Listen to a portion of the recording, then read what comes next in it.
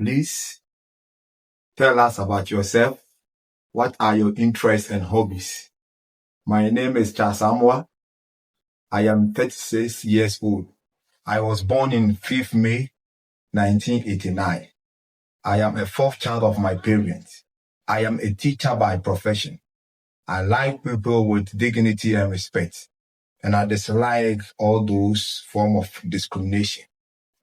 And my philosophy in life is that greatness is created within, and what you think determines who you are. My hobbies and interests are I like playing and watching football, I like playing guitar, and I like listening to music. What motivated you to become a teacher for the subject for which you are applying?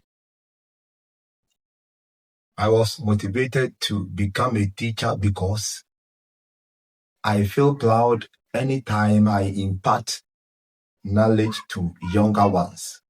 So this attitude in me helped me to choose a teaching as my profession, because we know that in world, those who impart much knowledge is teacher.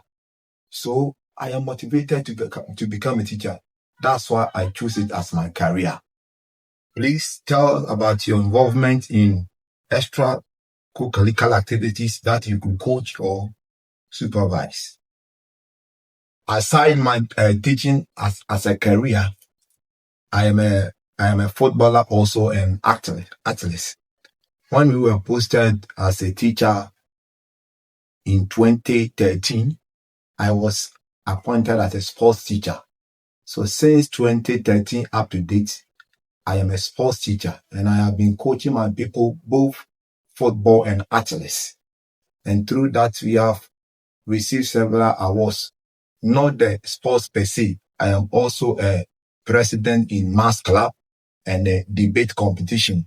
And recently, we received an award which we took a first place position in the competition.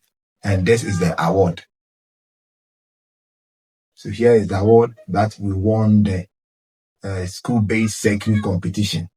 As called DA Trinity, we won it. What subject have you taught and at what age level? I have taught mathematics for about 12 years, mainly at junior high school level, working with a student between the age of 12 and 15 years. My experience covers guiding learners through core mathematical concepts, problem-solving skills, and exams preparations. How do you prepare to teach your lessons, and what do your lesson plan include? Districts, they are the one who give us the curriculum, and we will reveal the curriculum by selecting the objectives. Through that, we will select appropriate teaching methods, well-organized teaching and learning materials. My lesson plan includes clear objective, engaging activities, practice exercises, summary to check understanding and reinforce learning.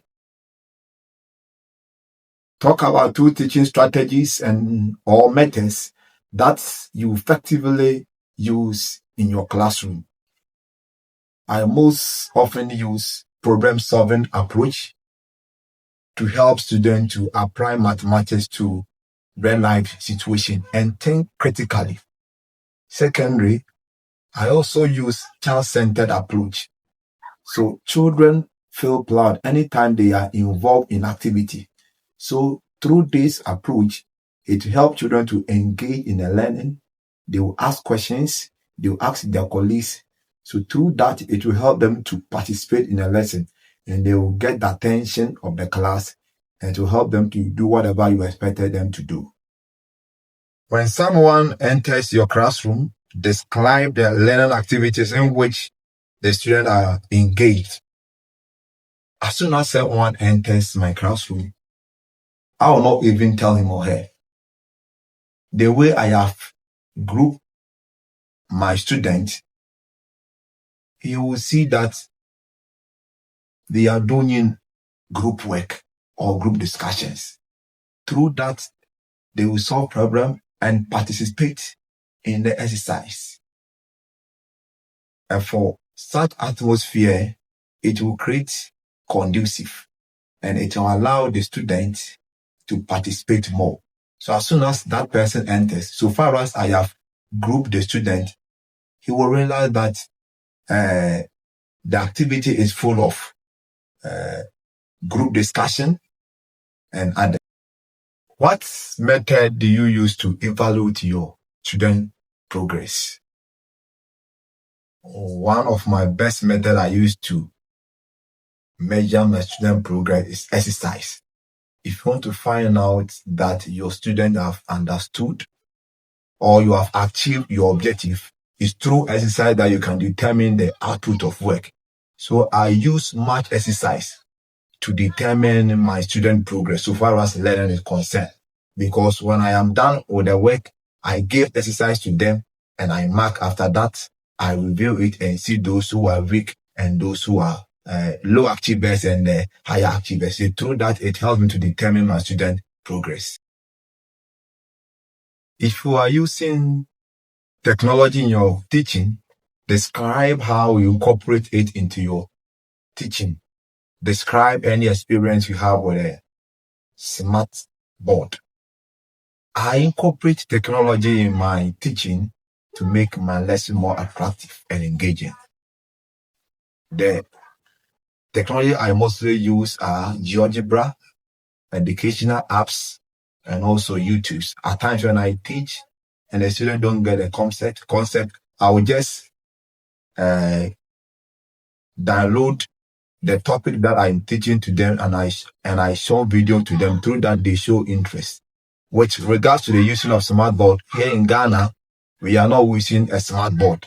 But when I went to university, my lectures were using it. So through that, I got an exposure to it. So if I'm getting an opportunity to teach in your school and I'm given the access to use the smart board, through my experience, I can use it. If you have a student who are noisy and unattentive, share ways you regain the attention without interrupting the lesson. When I was carried, one of my lecturers told me that where there is rules, there are no chaos. So I have put that thing in my mind. So anytime I go to class, I set rules. And each rules has its own consequence. So one of the examples that the rules that I mostly set in my class is, if you misbehave in class, you will answer more questions. If you don't pay attention, you will clean the board. So based on the rules that I have mostly set in my class, it always helps the student to be calm in class. And at times, this is what I do. I use non-verbal cues like eye contact, moving closer, and also lowering my voice to regain the attention. And I also make lessons more attractive by asking questions, and which in all help them to participate in the lesson, and which help refocus the class without interruption. Describe the most difficult problem you have had to deal with as a teacher and how did you resolve that problem. Just recently, I published some papers. The title of the paper was Investigating the Factors Influencing the Student Attitude Towards the Study of Mathematics. We have a certain student in our school. He is the best student. But anytime we do exams and we mark his paper, he always performs abysmally in mathematics. And I confronted him and asked him what the causes. So what he told me was that he doesn't like mathematics. So I realized that the child have perceived some perception about mathematics. So this is what I do. I counsel him and I try to elude that perception from his mind. And I ask him and I encourage him that if he wants to do well in mathematics, he must practice more. He should learn He should read more news about mathematics. Through that, it will help him to become a best student in mathematics. But the information that I gathered him now, he scores around 70 to 80. So through that, I have helped that child to come out with that problem. Give an example to show that you are a flexible person and that you can make changes to your teaching and methods.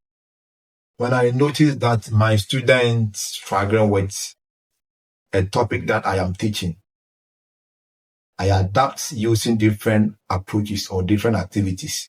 For example, visual aids, real life examples, or storytelling instead of just lectures. So this flexibility help them understand topic better and boosted their participation so far as the lesson is concerned. Thank you.